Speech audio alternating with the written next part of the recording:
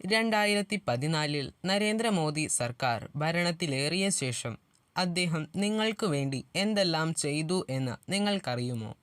740-ലധികം ചെറുതും വലുതുമായ പദ്ധതികളാണ് അദ്ദേഹം ഇന്ത്യയിൽ നടപ്പാക്കിയിട്ടുള്ളത്.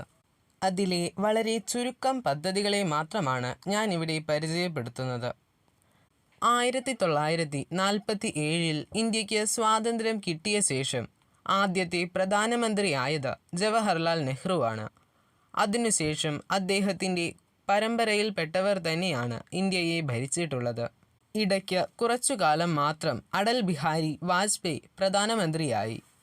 55 വർഷത്തോളം ഇന്ത്യയെ ഭരിച്ച് കട്ടുമുടിച്ച് ഇല്ലാതാക്കുകയാണ് ഇവർ ചെയ്തിട്ടുള്ളത്. എന്നാൽ 2014 ശേഷം ഇന്ത്യയിൽ വന്നിട്ടുള്ള പുരോഗതികൾ എന്തെല്ലാമാണെന്ന് നിങ്ങൾക്കെല്ലാവർക്കും അറിയാവുന്നതാണ്. 55 വർഷത്തെ ഈ കുടുംബ ഭരണത്തിനിടയിൽ തന്നെ ഇന്ത്യയുടെ പല ഭാഗങ്ങളും പാകിസ്ഥാനും ചൈനയ്ക്കുമെല്ലാം വിട്ടുകൊടുക്കുകയാണ് ചെയ്തത്. എന്നാൽ അതൊന്നും തിരിച്ചെടുക്കുവാനുള്ള യാതൊരു നടപടികളും ഇവർ സ്വീകരിച്ചിട്ടുണ്ടായിരുന്നില്ല. ഇന്ത്യ സാമ്പത്തികമായി വളരെ താഴ്ന്ന നിലയിലും ദാരിദ്ര്യവും പട്ടിണിയും പരിവട്ടവുമെല്ലാം അത്രയേറെ പെരുകുകയും ചെയ്തിട്ടുണ്ടായിരുന്നു. 2014 ഭരണമാറ്റമാണ് ഇതിനെല്ലാം ഒരു മോചനമായി തീർന്നത്. പ്രധാനമന്ത്രി ശ്രീ നരേന്ദ്രമോദി നമുക്ക് വേണ്ടി നടപ്പാക്കിയ പദ്ധതികൾ ആൽഫബറ്റിക് ഓർഡറിൽ തന്നെ നമുക്ക് പരിചയപ്പെടാം. ആദ്യമായി ആക്സസ് ഇന്ത്യ ക്യാമ്പയിൻ. 2015 ഡിസംബർ 3 ഈ പദ്ധതി പുറത്തുവരുന്നത്. വികലാംഗർക്ക് സാർവത്രിക പ്രവേശനക്ഷമത നൽകുന്നതാണ് ഈ പദ്ധതി. രണ്ടാമതായി ആസ്പിരേഷൻ ഡിസ്ട്രിക്ട് പ്രോഗ്രാം. വികസിതമല്ലാത്ത രാജ്യത്തെ ജില്ലകളെ ഏറ്റവും പെട്ടെന്ന് തന്നെ വികസിപ്പിക്കുവാനുള്ള ഒരു പദ്ധതിക്കാണ് നരേന്ദ്രമോദി സർക്കാർ 2018 ജനുവരിയിൽ ആരംഭം കുറിച്ചത്. അടുത്തതായി അടൽ ഭൂജൽ യോജന, അതായത് ഒരു സമൂഹത്തിനിടയിൽ ഭൂഗർഭജലം ഒരു സുസ്ഥിരമായ രീതിയിൽ അതിനെ നശിക്കാതെ ഉപയോഗിക്കുവാനുള്ളതാണ് ഈ പദ്ധതി. അടുത്തതായി പുനരുജ്ജീവനത്തിനും നഗരവൽക്കരണത്തിനുമുള്ള അടൽ മിഷൻ. നഗരത്തിലെ മലിനജലത്തെ നിയന്ത്രിച്ച് വേണ്ട രീതിയിൽ ജലവിതരണം നടത്തുവാനുള്ളതാണ് ഈ പദ്ധതി. ഇതിലൂടെ ഒരു നഗരത്തിൻ്റെ അടിസ്ഥാന സൗകര്യ വികസനമാണ് ഉദ്ദേശ്യമാക്കുന്നത്. അടൽ പെൻഷൻ യോജന, അതായത് ഇന്ത്യയിലെ 18-നും 40-നും ഇടയിൽ പ്രായമുള്ള ഏതൊരാൾക്കും പെൻഷൻ ലഭിക്കുന്നതാണ് ഈ പദ്ധതിയുടെ ഉദ്ദേശ്യം. ഇതേക്കുറിച്ച് കൂടുതൽ മനസ്സിലാക്കേണ്ടതുണ്ട്. അടുത്തത് നമുക്കെല്ലാവർക്കും കേട്ട് സുപരിചിതമായ ആത്മനിർഭർ ഭാരത് എന്ന പദ്ധതിയാണ്. രാജ്യത്തെ എല്ലാ പൗരന്മാരെയും എല്ലാ അർത്ഥത്തിലും സ്വതന്ത്രരും സ്വയം പര്യാപ്തരുമാക്കുകയാണ് ഈ പദ്ധതിയുടെ ലക്ഷ്യം. ഇതിലൂടെ അടിസ്ഥാന സൗകര്യ വികസനങ്ങൾ, രാജ്യത്തെ സമ്പദ് വ്യവസ്ഥയുടെ വികസനം എന്നിവയെല്ലാമാണ് ലക്ഷ്യമാക്കുന്നത്. ആദ്യമായി ബാങ്ക് ബോർഡ് ബ്യൂറോ. 2016 പൊതുമേഖലാ ബാങ്കുകളുടെ ഭരണം മെച്ചപ്പെടുത്തുന്നതിനായി നിലവിൽ വന്ന ഒരു പദ്ധതിയാണ് ഇത്. നിലവിൽ വിനോദ് റായ് ആണ് ഇതിൻ്റെ പാർട്ട് ടൈം ചെയർമാൻ. അടുത്ത പദ്ധതി ബേട്ടി ബച്ചാവോ ബേട്ടി പഠാവോ ആണ്. ഇതിനെക്കുറിച്ച് ഞാൻ നിങ്ങളോട് പ്രത്യേകിച്ച് പറയണമെന്നില്ലല്ലോ. പെൺകുട്ടികളെ രക്ഷിക്കൂ, അവരെ പഠിപ്പിക്കൂ എന്നതാണ് ഇതിൻ്റെ ഉദ്ദേശം. അതായത് സ്ത്രീകളുടെ ഉന്നമനമാണ് ഈ പദ്ധതിയിലൂടെയും ഉദ്ദേശമാക്കുന്നത്. ഇന്ത്യയിലെ ടൂറിസം മെച്ചപ്പെടുത്തുവാനുള്ള ഒരു പദ്ധതിയായിരുന്നു ഭാരത് പർവ്. അടുത്ത പദ്ധതി ഭാരത് മാല.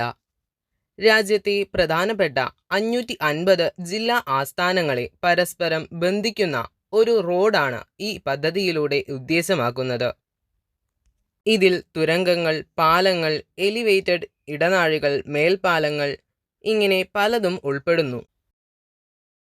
റെയിൽവേ വൈദ്യുതീകരണത്തിനുള്ള കേന്ദ്ര ഓർഗനൈസേഷനാണ്, അതായത് central organisation for railway electrification. ഈ പദ്ധതി കോർ എന്നും അറിയപ്പെടുന്നു.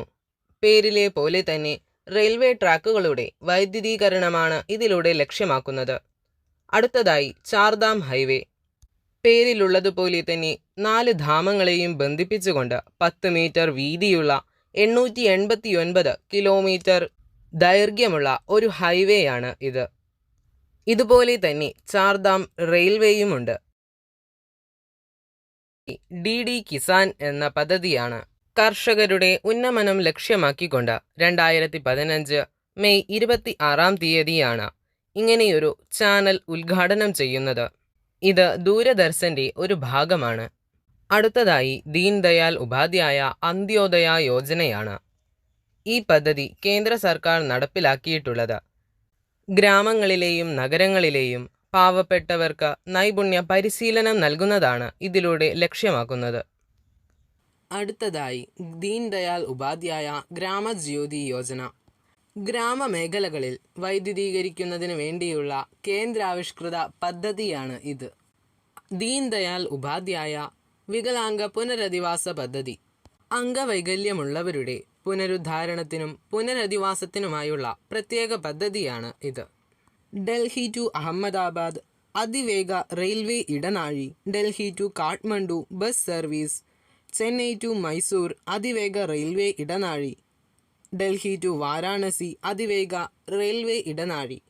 ഇവയെല്ലാം നമ്മുടെ രാജ്യത്തിൻ്റെ വികസനത്തിന് വലിയൊരു പങ്ക് വഹിക്കുന്നു. ഗതാഗത കുരുക്കില്ലാതെ സുഗമമായ സഞ്ചാരത്തിന് ഈ വഴികൾ നമ്മെ സഹായിക്കുന്നു. കേന്ദ്ര സർക്കാർ നിലവിൽ കൊണ്ടുവന്ന ഒരു സംവിധാനമാണ് ഡിജി ലോക്കർ. നമ്മുടെ സുപ്രധാന രേഖകൾ ഡിജിറ്റൽ രൂപത്തിൽ ഏതു നിമിഷവും ലഭ്യമായ രീതിയിൽ സൂക്ഷിക്കാവുന്ന ഒരു മാർഗമാണ് ഡിജി ലോക്കർ. അടുത്തത് ഡിജിറ്റൽ ഇന്ത്യ എന്നതാണ്. ഇന്ത്യയിലെ എല്ലായിടത്തും ഇൻ്റർനെറ്റ് സൗകര്യങ്ങൾ ലഭ്യമാക്കുകയും ഡിജിറ്റൽ സാക്ഷരത ഉറപ്പുവരുത്തുകയും ചെയ്യുന്നതാണ് ഈ പദ്ധതിയിലൂടെ ലക്ഷ്യമാക്കുന്നത്. 2015 ജൂലൈ 1 ഇതിന് തുടക്കം കുറിച്ചത്. അടുത്തത് ഡിജി യാത്ര. ഇന്ത്യയിലെ ഏവിയേഷൻ മന്ത്രാലയം ഏകോപിക്കുന്ന വ്യവസായ നേതൃത്വത്തിലുള്ള ഡിജിറ്റൽ സംരംഭമാണ് ഡിജി യാത്ര. ഒരിടത്തും ചെക്കപ്പുകൾക്ക് വേണ്ടി സമയം പാഴാക്കാതെ യാത്ര ചെയ്യുവാൻ ഈ സൗകര്യം നമ്മളെ അനുവദിക്കുന്നു. DRDO young scientist laboratory. യുവതലമുറയുടെ കഴിവുകൾ ഉപയോഗിച്ച് ഇന്ത്യയ്ക്കു വേണ്ട ആയുധങ്ങൾ, പ്രതിരോധ സംവിധാനങ്ങൾ, പുതിയ ടെക്നോളജികൾ എന്നിവ വികസിപ്പിക്കുന്നത് തന്നെയാണ് ഇതിലൂടെയും ലക്ഷ്യമാകുന്നത്. E-NAM എന്ന പദ്ധതിയാണ്. കാർഷിക ഉൽപ്പന്നങ്ങൾക്കായുള്ള ഏകീകൃതവും ദേശീയവുമായ ഒരു വിപണിയാണ് ഈ പദ്ധതിയിലൂടെ സൃഷ്ടിക്കപ്പെടുന്നത്. നാഷണൽ അഗ്രികൾച്ചറൽ മാർക്കറ്റ് എന്നാണ് ഇതിൻ്റെ മുഴുവൻ പേര്. ഇന്ത്യയിലെ രാഷ്ട്രീയ പാർട്ടികൾക്ക് വേണ്ടിയുള്ള ഒരു ധനസഹായ മാർഗമാണ് ഇലക്ടറൽ ബോണ്ട്. ഇതിനെതിരെയാണ് ഇടതുപക്ഷവും വലതുപക്ഷവും സുപ്രീം കോടതിയിലെല്ലാം ഹർജികൾ സമർപ്പിച്ചത്. ഗവൺമെൻറ്റിൻ്റെ ചിലവുകൾ നിയന്ത്രിക്കുവാനായി എക്സ്പെൻസ് മാനേജ്മെൻറ്റ് കമ്മിറ്റിയും നരേന്ദ്രമോദി സർക്കാർ നിലവിൽ കൊണ്ടുവന്നു. അടുത്തത് ഈ പാഠശാല എന്ന പദ്ധതിയാണ്. ഈ പദ്ധതിയിലൂടെ ഏതു ക്ലാസ്സുകളിൽ പഠിക്കുന്ന കുട്ടിയാണെങ്കിലും അവർക്ക് ആവശ്യമുള്ള ടെക്സ്റ്റ് ബുക്കുകളും സ്റ്റഡി മെറ്റീരിയലുകളുമെല്ലാം ഈ പാഠശാലയുടെ വെബ്സൈറ്റിൽ ഓൺലൈനിലൂടെ വായിക്കാവുന്ന രൂപത്തിൽ ലഭിക്കുന്നതാണ്. മാത്രമല്ല ഈ പദ്ധതിയിലൂടെ അവർക്ക് എക്സിബിഷനുകളിലും സ്കൂൾ ഫെസ്റ്റുകളിലുമെല്ലാം പങ്കെടുക്കുവാനും സാധിക്കുന്നു. ടോളുകളിൽ ഗതാഗത കുരുക്കില്ലാതെയും വാഹനം നിർത്താതെയും പോകുന്നതിന് വേണ്ടി സുഗമമായ യാത്രയ്ക്കു വേണ്ടിയും ഫാസ്ടാഗ് സംവിധാനം കൊണ്ടുവന്നതും മോദി സർക്കാരാണ്. രാജ്യത്തെ പൗരന്മാരുടെ ശാരീരികവും മാനസികവുമായ ആരോഗ്യം നിലനിർത്തുന്നതിനു വേണ്ടി ഫിറ്റ് ഇന്ത്യ പ്രസ്ഥാനം തുടങ്ങിയതും മോദി സർക്കാർ തന്നെയാണ്.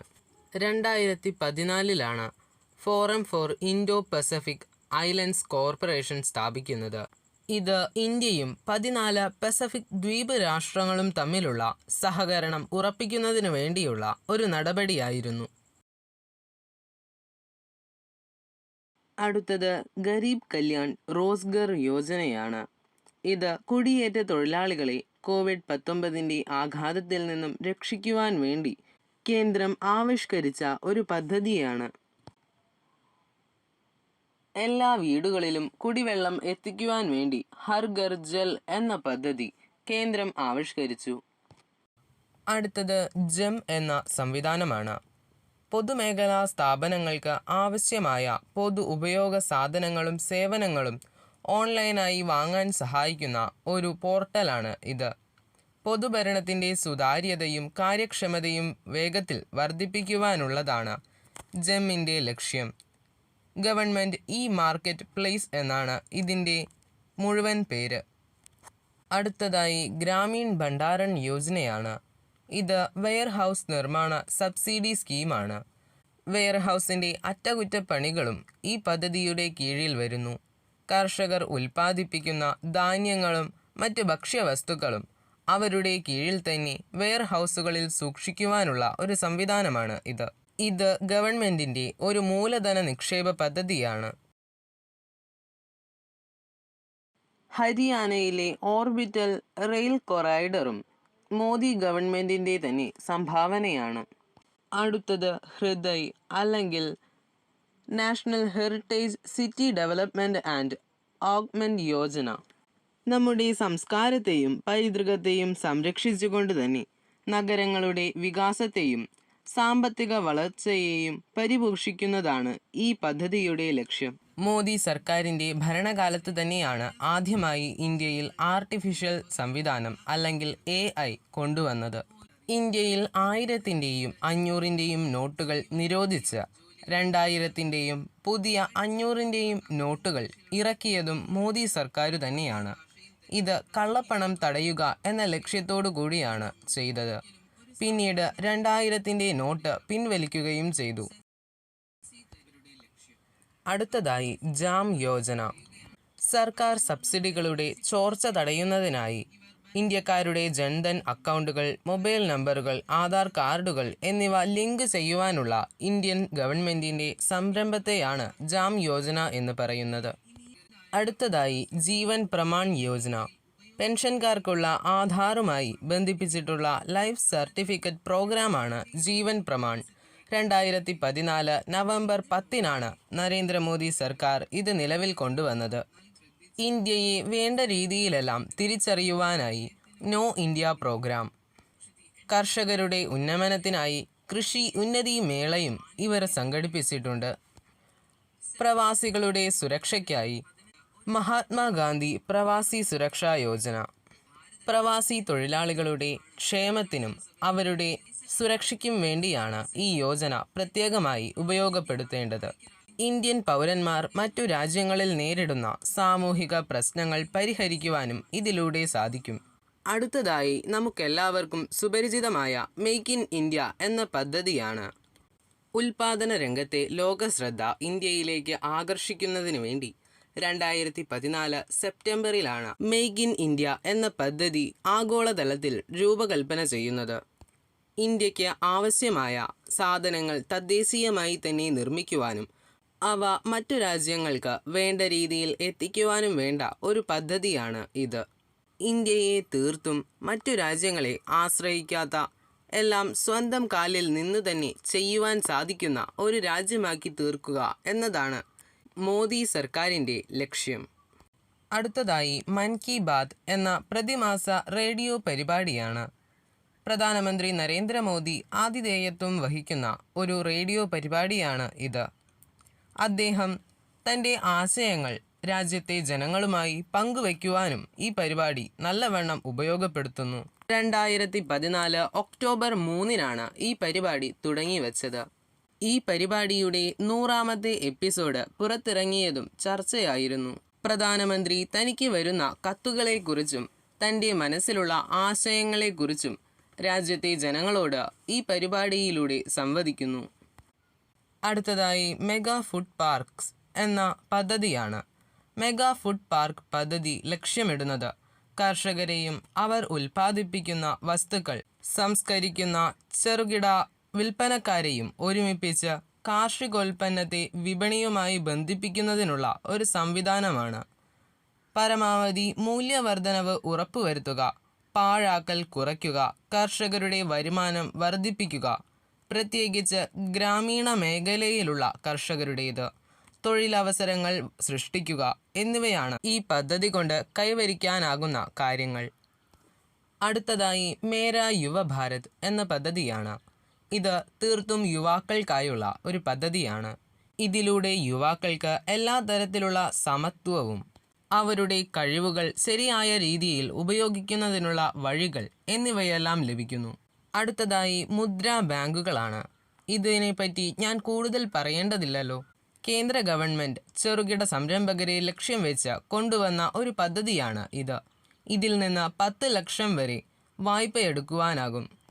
ഇതിൻ്റെ മുഴുവൻ പേര് micro units development and refinance agency bank എന്നാണ്.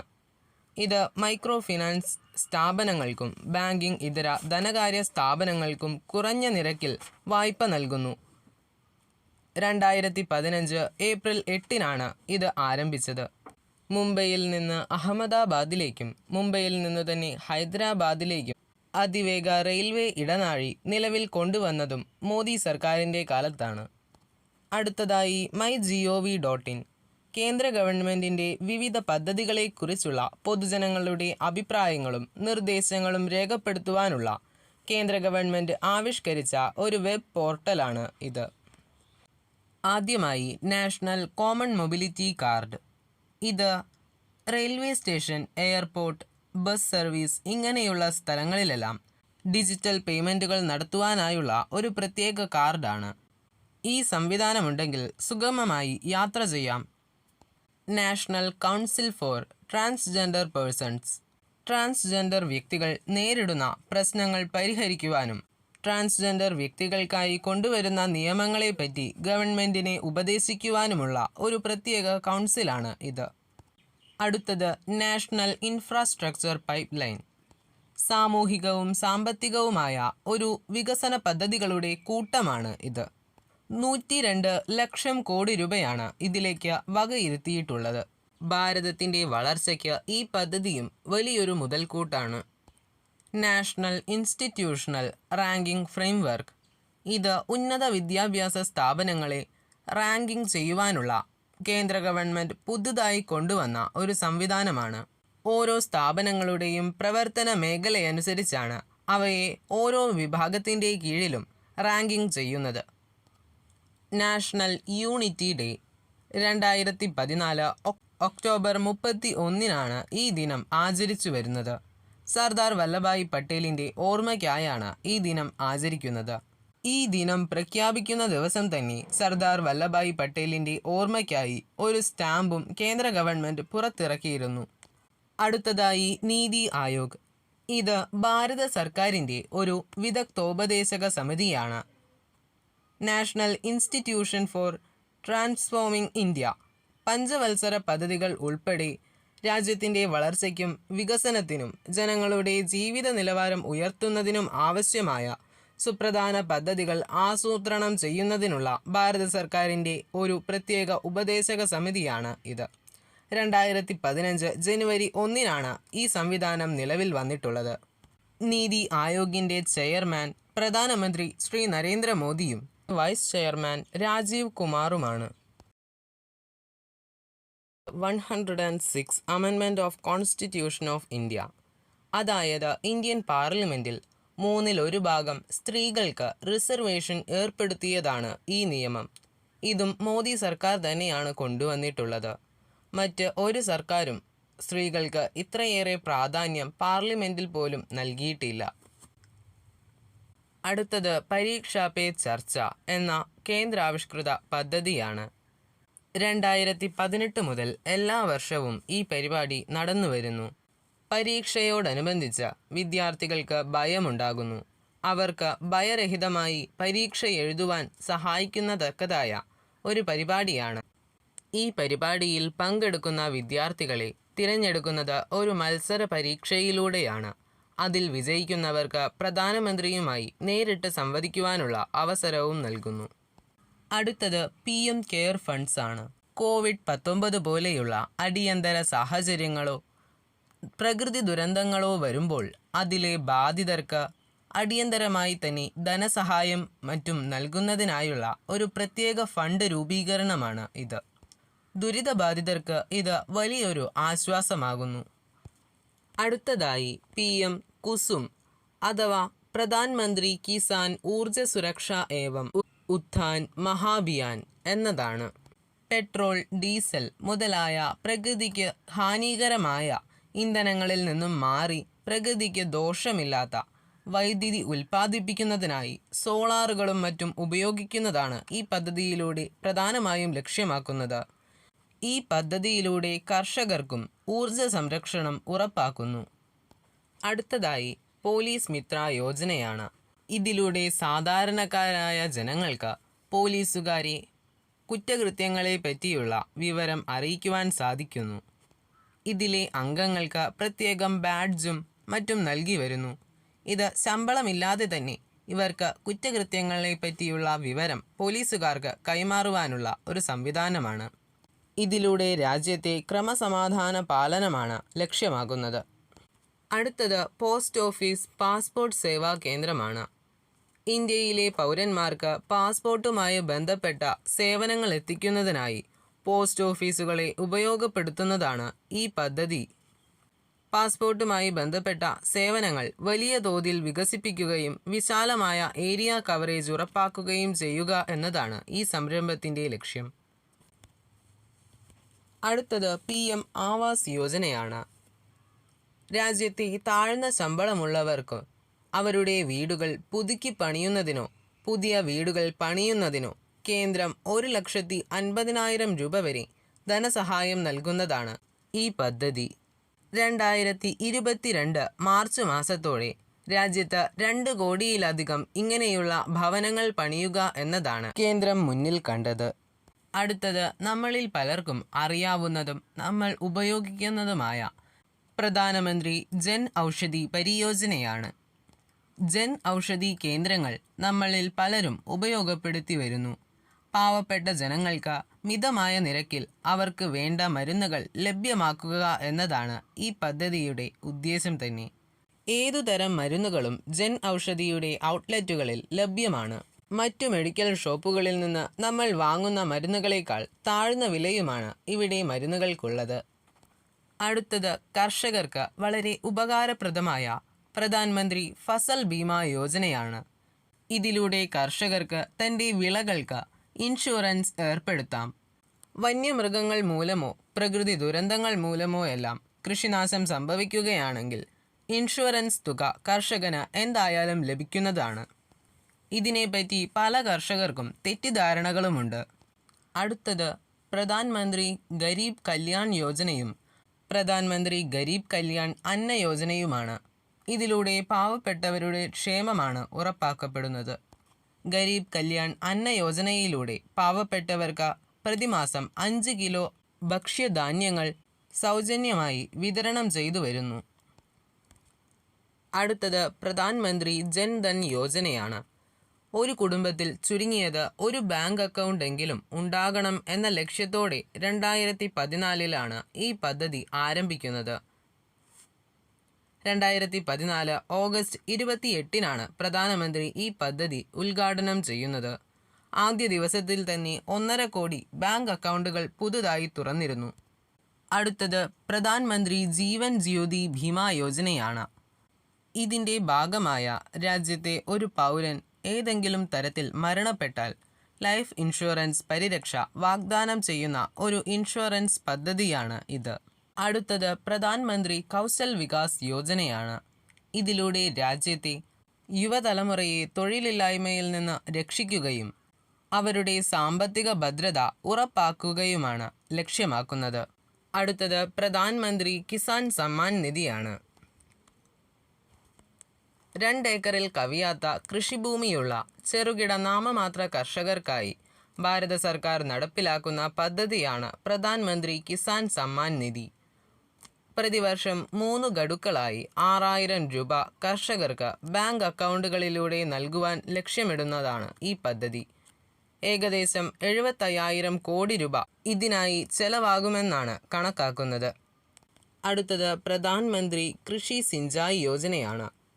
രാജ്യത്തെ കാർഷിക ഉൽപാദനക്ഷമത മെച്ചപ്പെടുത്തുന്നതിനും കാർഷിക വിഭവങ്ങളുടെ മികച്ച വിനിയോഗം ഉറപ്പാക്കുന്നതിനുമുള്ള ദേശീയ ദൗത്യമാണ് ഇത്. 2015നും 2016 ഇടയിൽ 53 ബില്യൺ രൂപയാണ് ഈ പദ്ധതിക്കായി നീക്കിവച്ചിരിക്കുന്നത്. അടുത്തത് പ്രധാനമന്ത്രി മാതൃവന്ദന യോജനയാണ്. 2017 ഈ പദ്ധതി പുനർനാമകരണം ചെയ്യുന്നത്. ഇത് ഒരു മറ്റേണിറ്റി ബെനിഫിറ്റേഴ്സ് പ്രോഗ്രാമാണ്. വനിതാ ശിശു വികസന മന്ത്രാലയത്തിൻ്റെ കീഴിലാണ് ഈ പദ്ധതി നടപ്പാക്കി വരുന്നത്. രാജ്യത്തെ എല്ലാ ഭവനങ്ങളിലും വൈദ്യുതീകരണം ഉറപ്പുവരുത്തുന്നതിനായാണ് പ്രധാനമന്ത്രി സൗഭാഗ്യ യോജന ആരംഭിച്ചത്. പ്രധാൻ മന്ത്രി ശ്രം യോഗി മധൻ യോജന അസംഘടിതരായ തൊഴിലാളികളുടെ വാർദ്ധക്യ സംരക്ഷണത്തിന് വേണ്ടിയുള്ള കേന്ദ്രാവിഷ്കൃതമായ പ്രത്യേക പദ്ധതിയാണ് ഇത്. വാർദ്ധക്യത്തിൽ ഇവർക്ക് പ്രതിമാസം 3000 രൂപയോളം പെൻഷനായി ലഭിക്കുന്നതാണ് ഈ പദ്ധതിയുടെ പ്രത്യേകത. അടുത്തത് പ്രധാൻ മന്ത്രി സുരക്ഷാ ബീമാ യോജന.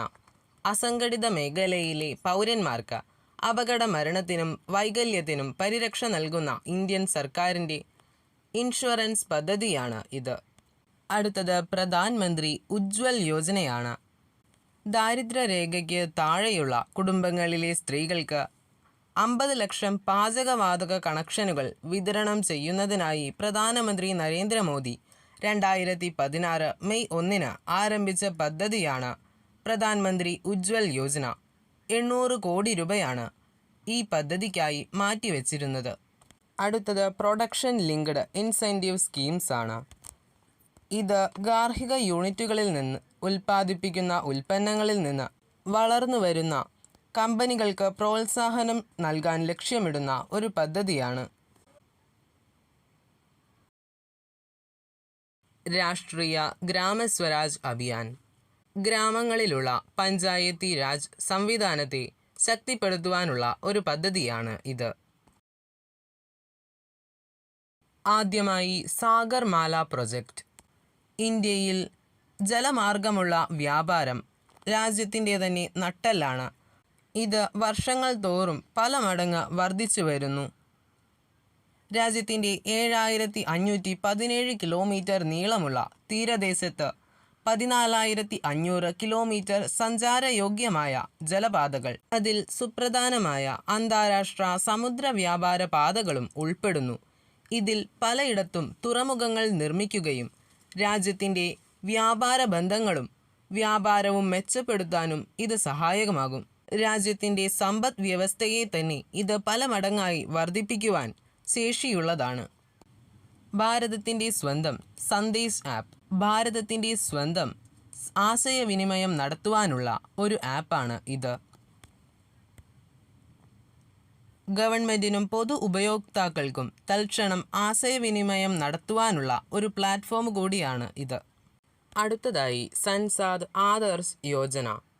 2014 ഒക്ടോബർ 11 ജയ്പ്രകാശ് നാരായണൻ്റെ ജന്മവാർഷികത്തിൽ ഇന്ത്യൻ പ്രധാനമന്ത്രി നരേന്ദ്രമോദിയാണ് ഈ പദ്ധതി ആരംഭിച്ചത്.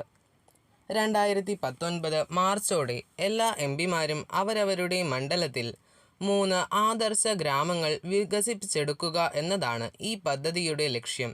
അതിൽ ഒരു ഗ്രാമം 2016ഓടെ പൂർത്തീകരിക്കുകയും 2019 ശേഷം പ്രതിവർഷം ഓരോ ഗ്രാമം എന്ന നിരക്കിൽ 2024ഓടെ 5 ഗ്രാമങ്ങൾ വികസിപ്പിച്ചെടുക്കുക എന്നതാണ് ലക്ഷ്യം. ആദർശ് ഗ്രാം എന്നാൽ ഒരു ഗ്രാമത്തെ വിവിധ തലങ്ങളിൽ വികസിപ്പിച്ച് മറ്റു ഗ്രാമങ്ങൾക്ക് പോലും മാതൃകയായ രീതിയിൽ അതിനെ എത്തിക്കുക എന്നതാണ്. അടുത്തതായി സൗരാഷ്ട്ര നർമ്മദ അവതരൺ ജലസേചനം. നർമ്മദ നദിക്ക് കുറുകെയുള്ള സർദാർ സരോവർ അണക്കെട്ടിൽ നിന്ന് കവിഞ്ഞൊഴുകുന്ന ജലം ഗുജറാത്തിലെ വരൾച്ച ഏറ്റവും കൂടുതൽ ബാധിക്കുന്ന സൗരാഷ്ട്ര മേഖലയിലേക്ക് തിരിച്ചുവിടുക. ശേഷം അവിടെയുള്ള 115 പ്രധാന അണക്കെട്ടുകൾ നിറയ്ക്കുക. ശേഷം അവിടെ നിന്ന് കനാൽ വഴി ജലസേചനം നടത്തുക. അടുത്തതായി സാഗർ അല്ലെങ്കിൽ security and growth for all region. Indian മഹാസമുദ്രത്തിൻ്റെ തീരപ്രദേശങ്ങളിലുള്ള ജനങ്ങളുടെ വികസനവും വളർച്ചയും ഉറപ്പാക്കുവാനുള്ള പദ്ധതിയാണ് ഇത്. ചില ഇൻഡോ പസഫിക് ദ്വീപ് രാഷ്ട്രങ്ങളുടെയും പങ്കാളിത്തത്തോടു കൂടിയാണ് ഈ പദ്ധതി നടപ്പാക്കുന്നത്. അടുത്തത് സേതു ഭാരതം എന്ന പദ്ധതിയാണ്. 2019ഓടെ എല്ലാ ദേശീയ പാതകളും റെയിൽവേ ക്രോസിംഗുകൾ ഇല്ലാതാക്കുക എന്ന ലക്ഷ്യത്തോടെ 102 ബില്യൺ രൂപ വകയിരുത്തിയ പദ്ധതിയാണ് ഇത്. 2016 മാർച്ച് 4 ഈ പദ്ധതിക്ക് ആരംഭം കുറിച്ചുവെച്ചത്. അടുത്തതായി ശ്രമേവ് ജയതേ യോജനയാണ്. 2014 ഒക്ടോബർ 16 ഇതിന് തുടക്കം കുറിച്ചത്. പ്രധാനമന്ത്രി ശ്രീ നരേന്ദ്രമോദിയാണ് ഈ പദ്ധതി പ്രഖ്യാപിച്ചത്.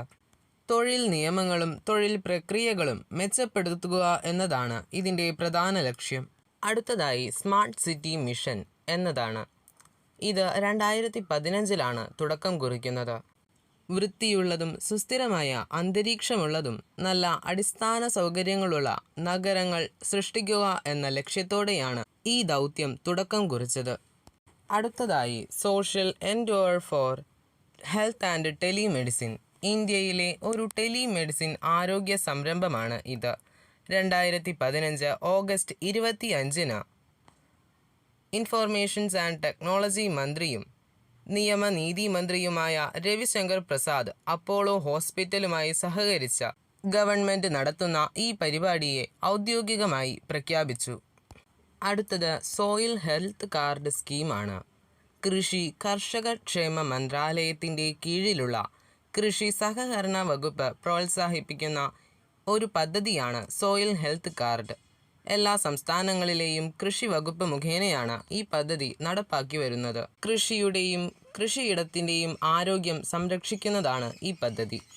സാറ്റലൈറ്റുകളുടെ കാര്യം പറയുകയാണെങ്കിൽ 2014 2023 ഇടയിൽ 396 ഉപഗ്രഹങ്ങളാണ് ആകെ വിക്ഷേപിച്ചിട്ടുള്ളത്.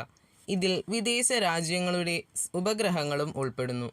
എന്നാൽ 2003 2013 ഇടയിൽ വെറും 31 ഉപഗ്രഹങ്ങൾ മാത്രമാണ് വിക്ഷേപിച്ചിട്ടുള്ളത്. ബഹിരാകാശ പര്യവേഷണ മേഖലയിലും മോദി സർക്കാരിൻ്റെ വരവിന് ശേഷമാണ് ഇത്രയും വലിയൊരു കുതിച്ചുചാട്ടം ഉണ്ടായിട്ടുള്ളത്. അടുത്തതായി സുകന്യ സമൃദ്ധി യോജനയാണ്. പെൺകുട്ടികളുടെ സാമ്പത്തിക സുരക്ഷിതത്വം ഉറപ്പാക്കുന്നതിന് കേന്ദ്ര സർക്കാർ പുറത്തു കൊണ്ടുവന്ന ഒരു സമ്പാദ്യ പദ്ധതിയാണ് ഇത്. അടുത്തതായി സ്വാമിത്വ യോജന. സാമൂഹ്യ സാമ്പത്തിക ശാക്തീകരണവും കൂടുതൽ സ്വാശ്രയ ഗ്രാമീണ ഇന്ത്യയും പ്രോത്സാഹിപ്പിക്കുന്നതിനുള്ള ഇന്ത്യ ഗവൺമെൻറ്റിൻ്റെ പ്രത്യേക പദ്ധതിയാണ് സ്വാമിത്വ യോജന. ഇത് ഒരു പ്രോപ്പർട്ടി സർവേ പ്രോഗ്രാമാണ്. അടുത്തത് നമുക്കെല്ലാവർക്കും തന്നെ സുപരിചിതമായ സ്വച്ഛ് ഭാരത് മിഷനാണ്. 2014 ഇതിന് ആരംഭം കുറിക്കുന്നത്. 2019 ഒക്ടോബർ 2 ഗാന്ധി ജയന്തിക്കുള്ളിൽ ശുചിത്വമുള്ള ഇന്ത്യ കൈവരിക്കുക എന്നതായിരുന്നു ഇതിൻ്റെ ലക്ഷ്യം. പദ്ധതിയുടെ ആദ്യഘട്ടത്തിൽ തന്നെ തോട്ടിപ്പണി നിർമ്മാർജ്ജനം ചെയ്യുക, ആളുകളെ ശുചിത്വത്തെപ്പറ്റി ബോധവൽക്കരിക്കുക എന്നിങ്ങനെയുള്ള പല കാര്യങ്ങളും ചെയ്തു. രണ്ടാം ഘട്ടത്തിൽ തുറസായ മലമൂത്ര വിസർജനരഹിത പദവി നിലനിർത്താനും ഖര-ദ്രവ മാലിന്യ സംസ്കരണം മെച്ചപ്പെടുത്തുവാനും ലക്ഷ്യമിട്ടു. അതേസമയം ശുചീകരണ തൊഴിലാളികളുടെ ജീവിതം മെച്ചപ്പെടുത്തുവാൻ ഈ പദ്ധതി കാരണമായി. ഈ പദ്ധതിയിലൂടെ രാജ്യത്തുടനീളം 10 കോടിയിലധികം വ്യക്തിഗതവും ഗാർഹികവുമായ ശൗചാലയങ്ങൾ നിർമ്മിക്കപ്പെട്ടു. ഇന്ന് ഇന്ത്യയിൽ ശൗചാലയങ്ങളില്ലാത്ത വീടുകൾ ഉണ്ടാവുക തന്നെയില്ല. അടുത്തത് സ്വസ്ഥ് ഭാരത് എന്ന പദ്ധതിയാണ്. ആരോഗ്യ കുടുംബക്ഷേമ മന്ത്രാലയം 2021 ആരംഭിച്ച ഒരു ആരോഗ്യ പരിരക്ഷാ പദ്ധതിയാണ് സ്വസ്ഥ് ഭാരത് യോജന.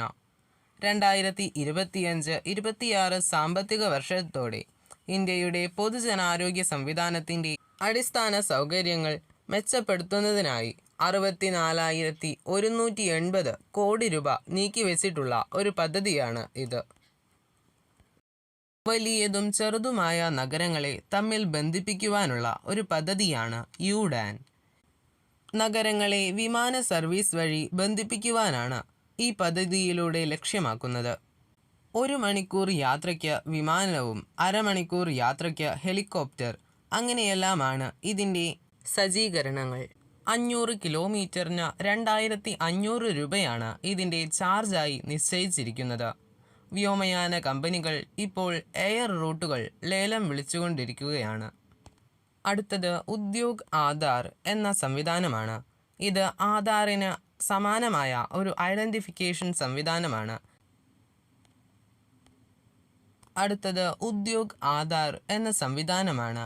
ഇത് ആധാറിന് സമാനമായ ഒരു ഐഡൻറ്റിഫിക്കേഷൻ സംവിധാനമാണ്. ബിസിനസ്സുകൾക്ക് MSME അല്ലെങ്കിൽ SME എന്ന നിലയിൽ സബ്സിഡികൾ മുഖേന പ്രത്യേക ആധാർ ആനുകൂല്യങ്ങൾ ലഭിക്കുന്നതാണ്. ഇതിൽ രജിസ്റ്റർ ചെയ്ത എല്ലാ ബിസിനസ്സുകളുടെയും വളർച്ചയെ പരിപോഷിപ്പിക്കുക എന്നതാണ് ഇതിലൂടെ ലക്ഷ്യമാക്കുന്നത്. അടുത്തത് ഉജ്വൽ ഡിസ്കോം അഷ്വറൻസ് യോജന അല്ലെങ്കിൽ ഉദയ്. ഉജ്വൽ ഡിസ്കോം അഷ്വറൻസ് യോജന സംസ്ഥാന തലത്തിലുള്ള ഡിസ്കോമുകളുടെ പ്രവർത്തനപരവും സാമ്പത്തികപരവുമായ കാര്യക്ഷമത മെച്ചപ്പെടുത്തുക എന്നതാണ് ഇതിൻ്റെ ലക്ഷ്യം. ഇന്ത്യ ഗവൺമെൻറ് അംഗീകരിച്ചിട്ടുള്ള പവർ ഡിസ്ട്രിബ്യൂഷൻ കമ്പനികളുടെ സാമ്പത്തികപരമായ കാര്യക്ഷമതയ്ക്ക് വലിയൊരു വഴിത്തിരിവാണ് ഈ പദ്ധതി. അടുത്തത് അൾട്രാ മെഗാ സോളാർ പവർ പ്രോജക്റ്റുകൾ. ഇത് അൾട്രാ മെഗാ സോളാർ പാർക്കുകൾ എന്നും അറിയപ്പെടുന്നു. ഇത് കേന്ദ്ര ഗവൺമെൻറ്റിൻ്റെ ന്യൂ ആൻഡ് റിന്യൂവബിൾ എനർജി മന്ത്രാലയം ആസൂത്രണം ചെയ്യുന്ന ഒരു സൗരോർജ പദ്ധതിയാണ്. ഈ പരമ്പരയിലെ ഓരോ പദ്ധതിക്കും കുറഞ്ഞത് 500 മെഗാവാട്ട് ശേഷിയെങ്കിലും ഉണ്ടാകും. Unnat Jyoti by affordable LEDs for all അല്ലെങ്കിൽ ഉജാല എന്നും ഈ പദ്ധതി അറിയപ്പെടുന്നു. ഗാർഹിക ഉപഭോക്താക്കൾക്ക് LED ബൾബുകൾ നൽകുന്നതിനായി ഇന്ത്യൻ സർക്കാർ 2015 ഉജാല പ്രോഗ്രാം ആരംഭിച്ചു. 2019 മാർച്ച് മാസത്തോടെ 770 ദശലക്ഷം ഇൻകാൻഡസെന്റ് ബൾബുകൾ LED ബൾബുകൾ ഉപയോഗിച്ച് പുനഃസ്ഥാപിക്കുകയും ചെയ്തു.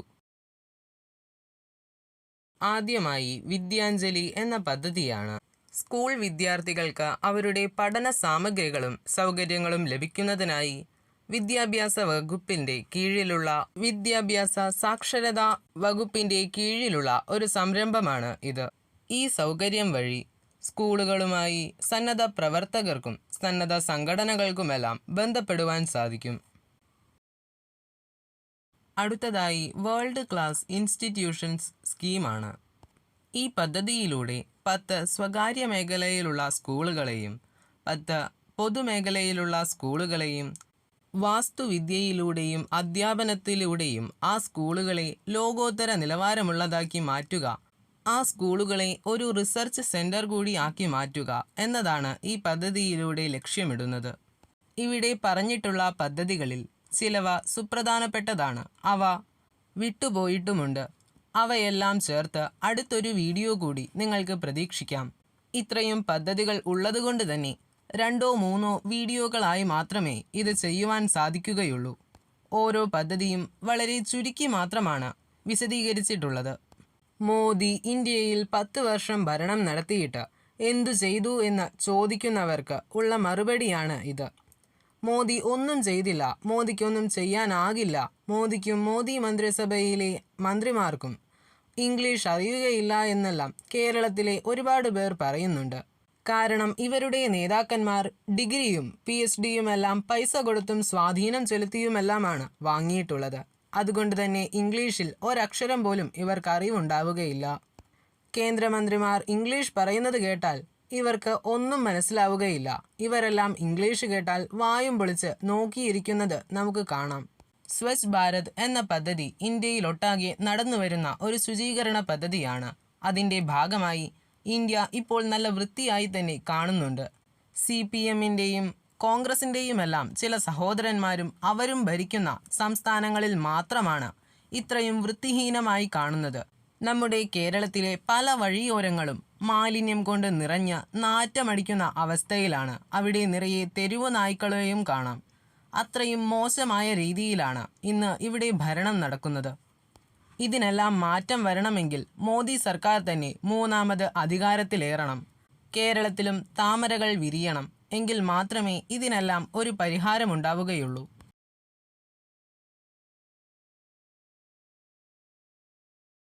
ഇത്രയും വലിയൊരു വീഡിയോ ചെയ്യുമ്പോൾ അതിൽ തെറ്റുകൾ സംഭവിച്ചേക്കാം. തെറ്റുകൾ ഉണ്ടെങ്കിൽ ക്ഷമിക്കുക.